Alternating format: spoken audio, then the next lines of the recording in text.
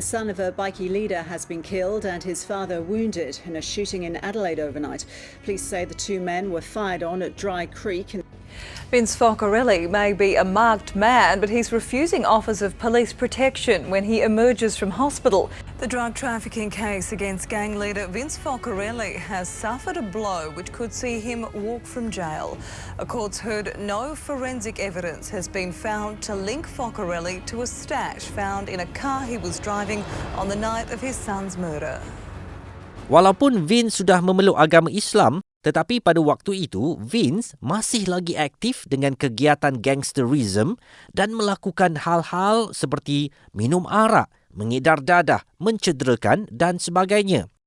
Keadaan ini tidak mengubah sama sekali kehidupan Vince walaupun dirinya telah memeluk Islam. Vince juga menerangkan bahawa keadaannya di dalam penjara tidak mengubah apa-apa, malah Vince mempersiapkan dirinya untuk terus menakluki beberapa kawasan di bandar dan masih ingin meneruskan lagi aktiviti gangsterism. When I got out, I got involved with this group that I've been involved with all my life, since 14. This is I've always been around these individuals, and certain individuals joined the Hells Angels bikie group. This is all over YouTube. This is nothing. And I promised that the head of this organization, the Lebanese guy, won't mention his name. I promised him, I gave him my word. Where you go, I'll go, because I was his personal bodyguard. I was his personal bodyguard. He had a big family, big friends, strong boys around him, but he can always trust me with that. So he would not go out unless he called me. He goes, "Look, what are you doing? Let's go." And I protected him with my absolute last breath, my life, my soul, everything. He knows that. The enemies knows that. His family knows that. And I did it because I really cared for him. I loved him very much, and I took my job very serious, right?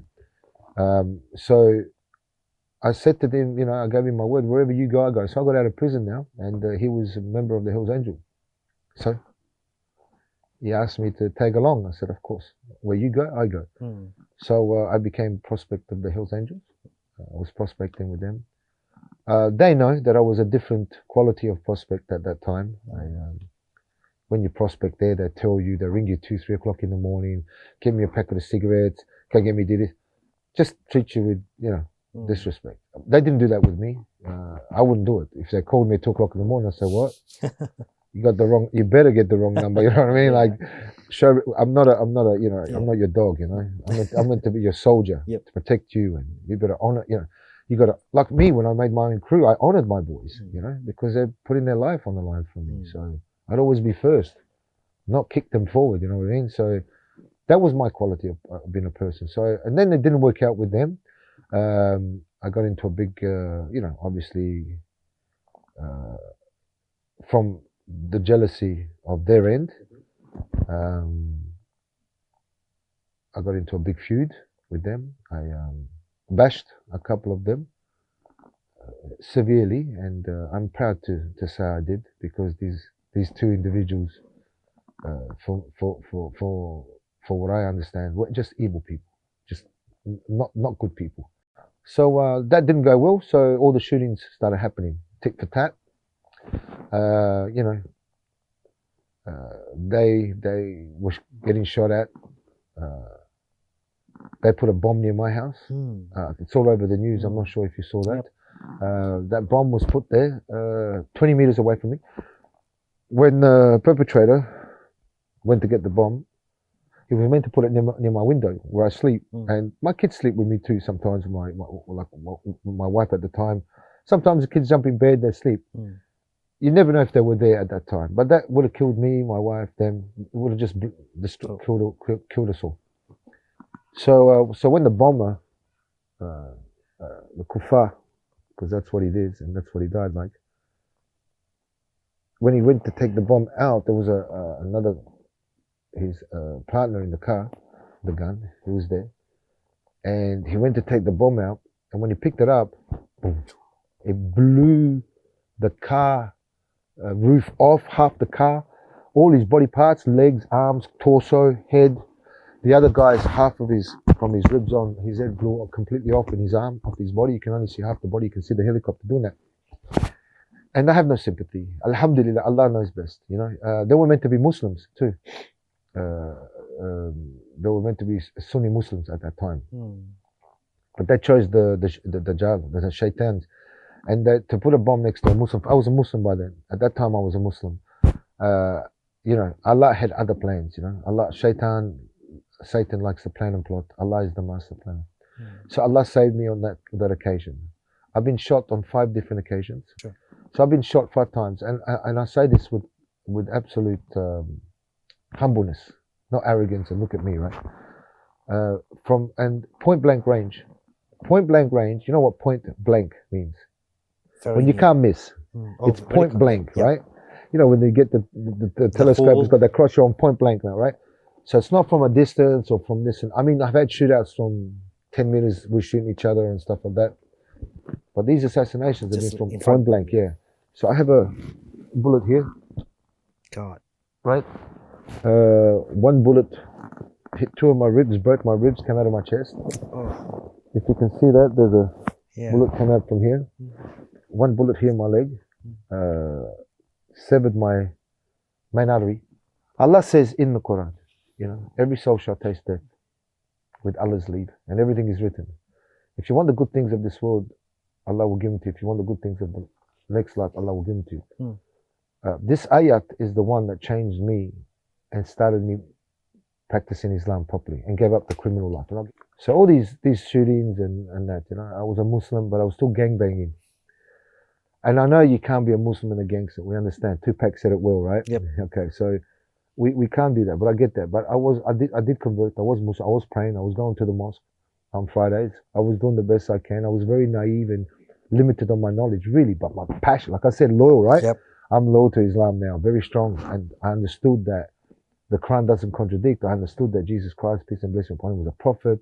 The Bible contradicts itself. Allah granted me hidayah, and I reverted. So at this time now, with the bombing, it brought the war more, you know. Sejarah pahit yang dikongsikan oleh Vince adalah apabila beliau menghampiri situasi yang menempah maut di dalam sisi gelap dunia gangster. Ia bukan pengalaman yang diinginkan, tetapi apa yang dikongsikan oleh Vince adalah sebuah kenangan yang mendebarkan. Kematian anaknya Giovanni adalah disebabkan insiden pembunuhan yang berlaku di antara kumpulan gangster yang lain, di mana mereka merancang untuk membunuh Vince pada waktu itu dan terdapat kontrak menyatakan mereka diupah dengan bayaran anggaran sebanyak 2.7 juta ringgit jika mereka berjaya menamatkan riwayat Vince Focarelli. And the last shooting was with my son. We found out later that it was a contract hired assassin, contract killer. Was paid 900,000 Australian dollars. At that time, my son was with me because there was a shooting 3 weeks prior, or 4 weeks prior to my leg. And my stepson, beautiful Johnny, an amazing boy, but really an amazing young man, beautiful, handsome, smart, loyal. He was 10 times the man I'll ever be. And I've never, ever met anyone in my life that has treated his mother with the utmost honor. Never said no to her. You know, until this one time, I didn't realize he said no to her because he died. And when I got out of prison, when I caught up with the ex-wife, his mother, she told me that day that he died, that morning when he died, because we died in the evening, around Maghrib time, you know. I said to him, I don't want you to go with your father. He goes, no, what do you mean? And he was arguing with her, not disrespectfully. He goes, Mum, please, I can't say yes to you. She was telling me this. I was crying because I can't believe, I never knew that. I didn't know that. That was the discussion they had in the morning. And she goes, look, I don't want you to go with your father. Please, it's too dangerous. His life is on the line. He said it, that there's assassinations on him. He's been shot a few times now. Please, Mum, I can't. He goes, please, I never said no to you. She goes, but why? Why do you have to go with him knowing that it's dangerous? Because I'm the only one who can protect him, and I'm the only one he can trust, you know. So we were driving, and the assassin It was my last attempt. I even said it was my last attempt at selling a certain amount of drugs. And after this deal, if it went through, then I'll retire. I'm done from that life. I just want to live an honest life, you know, work, own a business, travel, things like that. The number was 20 million, so it was worth it, you know. Well, that life is not worth it, but in your heart, you thought, you know, if I pull this off, let's do it. 20 million, leave it. I don't have to do much. I'm not involved in anything. I just organize the situation, the shipment, blah, blah, blah, all that sort of stupidity. And, you know, and I was excited to let everything finish after that. Vince yang ketika itu menceritakan kejadian tembak-menembak telah berlaku selama beberapa minggu dan Giovanni bersama di sisi menemani Vince sehingga ke akhir hayatnya. My son was with me. My stepson Johnny was with me. We went to see this devil. He got out of the front chair. The guy was about to sit at the back. If he did, I would be dead now. Because we pop us both on the head and we're dead. So my son gets out of the car when he gets in, and he gets in at the front. I didn't realize at the time, but he looked like a little bit Lost. Sketchy, you know, sketchy. And I didn't pick up on it. So we started driving. Next thing you know, we got out, we started talking. He's looking around. I realized now he was looking for cameras. And he wasn't comfortable there. He got in the car. He goes, look, just drop me off at the park next to the shop where I picked him up at this area. So I dropped him off. My son gets out of the back, says see it to him, shoots him in the heart. Boom. My son, the last words he says was, Papa. And I grabbed him and I pulled him into the car. And I saw his arm go up to me and I ducked really fast. And I still copped the bullet. He shot 4. Boom, boom, boom, boom. I remember. Wallahi, I didn't feel anything. I'm very honest with you. I didn't feel nothing. The adrenaline of seeing my son shot and him shot, the reality that the adrenaline was so intense that I didn't feel the bullet in my head, the bullet in my ribs. So I'm driving 140 kilometers and my son was on the side, and I remember he was lifeless.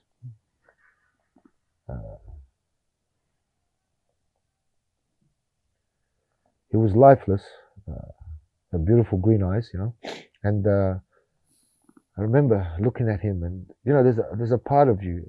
I felt like he died, you know, because I'm a man of experience in this sort of Situation. There's no breathing. It was just lifeless. But a part of you, because of that fear of losing him, just maybe. So I didn't realize I got shot. I didn't feel anything. I'm driving 140 kilometers and I'm grabbing his head. I'm grabbing his face. And I remember grabbing his lips and putting my mouth on his lips and blowing into his mouth to give him air. Something strange happened. I heard these bubbles.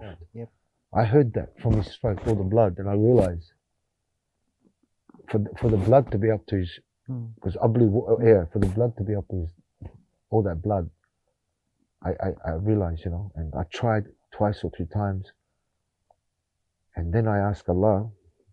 I was driving and I was saying La ilaha illallah, and I was saying I was begging Allah to accept Johnny for my son, please, for my stepson, because he couldn't say it. So please, I begged him, I beg you, Allah. When I said these words, blood came out of my mouth. It was all over the dashboard, and I spat. More blood. I realized I've been shot, and the realization of that, and I said, La ilaha illallah for me too.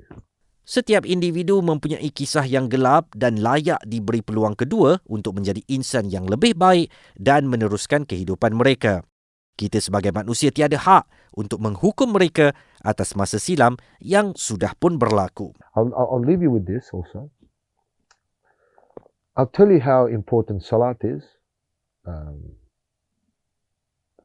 Our beloved Rasulullah SAW, Allah says in the Quran, follow and obey the Prophet of God, and you follow and obey me.